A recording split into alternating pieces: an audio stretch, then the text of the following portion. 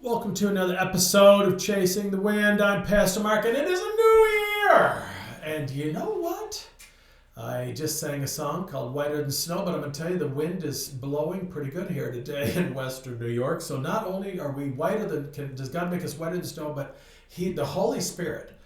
Just a little refresher on why I call this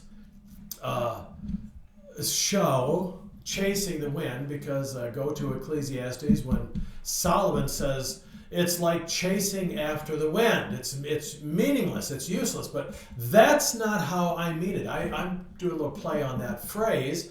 The wind in what we're talking about today is the pneuma, the ruach, the Holy Spirit, the wind, the breath, the Spirit. So that's what we are doing here at Chasing the Wind. When you tune in so faithfully, thank you for 5 years.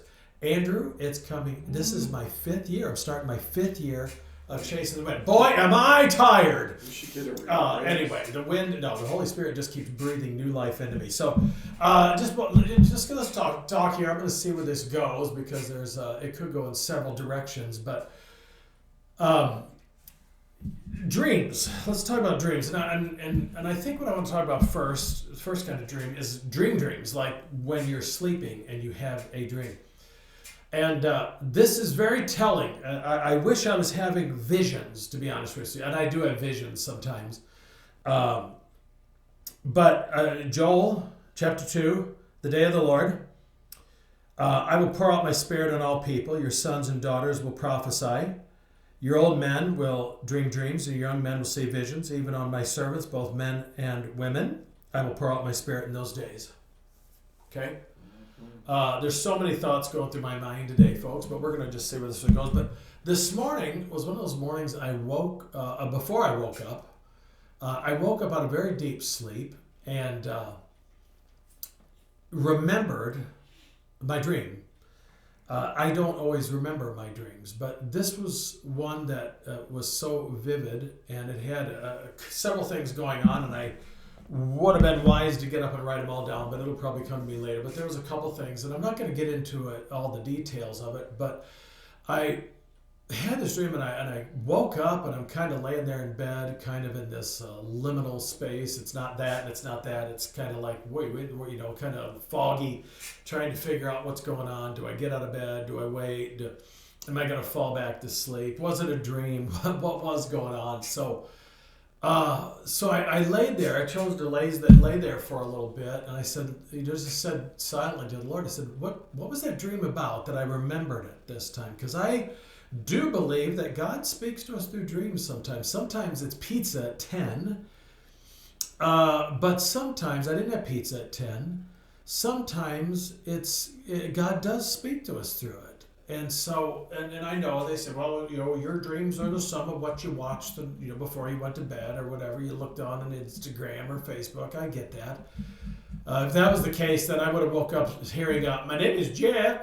Anyway, that's kind of a funny story. If you watch those videos, you'll know what I'm talking about. But anyway, this morning, I might do a Chasing the Wind on that one of these days too.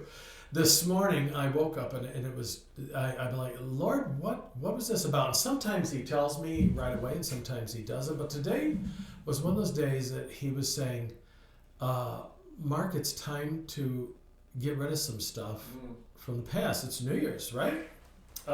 It might be clothes. I've been kind of going through some of my old clothes, and there's been other stuff, that I'm like, okay, we took down our Christmas decorations, and we're like, okay, is there some stuff that we don't need anymore, that we don't use anymore, we don't like anymore? Can we give it to Salvation Army, whatever it is, give it to charity? So there's been little bits of that going on, just some things saying, man, do I really need that? But here's where I really felt God was saying. One of the elements of the dream was I felt God saying, what I'm already doing was what I just described to you. But then there was a couple of the aspects of the dream talked to me about some internal situations going on that I feel like God's saying, either you need to let go of it, or you need to go talk to the people that are involved in it and work it out. And as I've been pondering it, I'm feeling at this point like God saying, "Really, Mark, you're letting this take your energy and take your joy, take your joy." And I'm like, "Yes, you're right, Lord. This is so much minutia. We let that happen, though, don't we? It's sometimes it's the little foxes that spoils the vine, as Solomon said in the Song of Songs. Well, let us catch the little foxes that spoils the vine. As one pastor said one time, I don't remember who it was. It doesn't matter. I can say I did it because I've used it 3 times. But I'd rather be swallowed by a whale than nibbled to death by minnows. It's sometimes those little things that irritate us more than the bigger things that happen. And the Lord is saying, really? How long are you going to let this, fester? You're either going to go deal with it, or you're just going to let it go, because this is so small, Mark.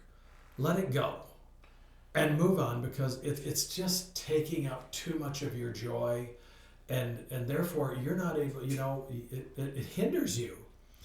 So I say that, and today I want you to just walk away with something, folks. Do a little house cleaning. Maybe you need to do it literally in your house. I don't know. That's not always a bad thing. Maybe it is something, though, that we need to take assessment and say, God, search me, oh God, and see if there's any unclean way in me.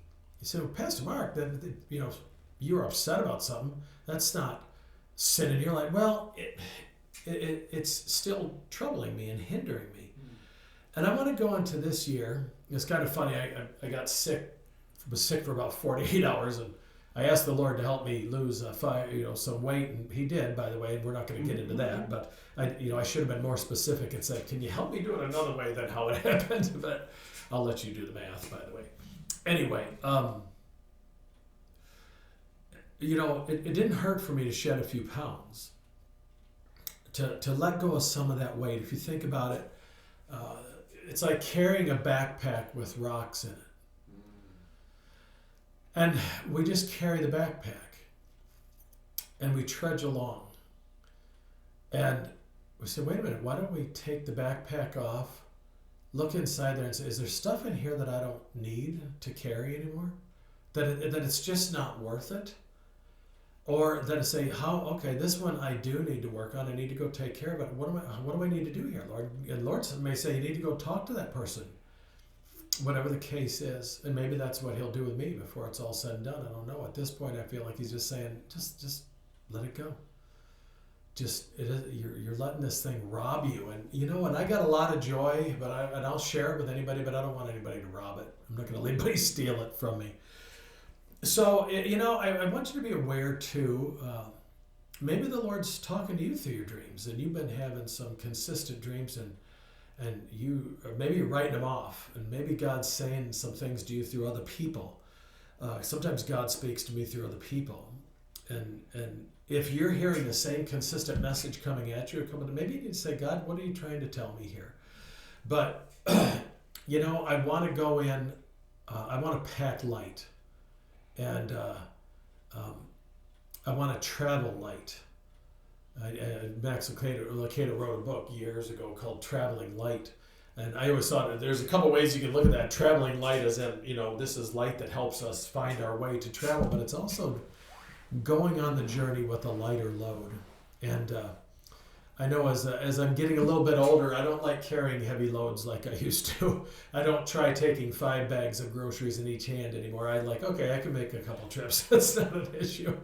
Or I wait until someone says, oh, sir, can I open the door for you? Yes, you can, by the way. And take a couple of these bags while you're at it. Anyway, wind chasers, that's just something for you to chew on a little bit. See what the Lord's doing in your life. Make yourself open to what He may say to you. And open your hearts and minds to Him. And so, see where it goes from there. Anyway, I'm going to let you go there, wind chasers. Keep chasing the wind, because the wind is chasing you. Until next time, I'm Pastor Mark. Grace and peace.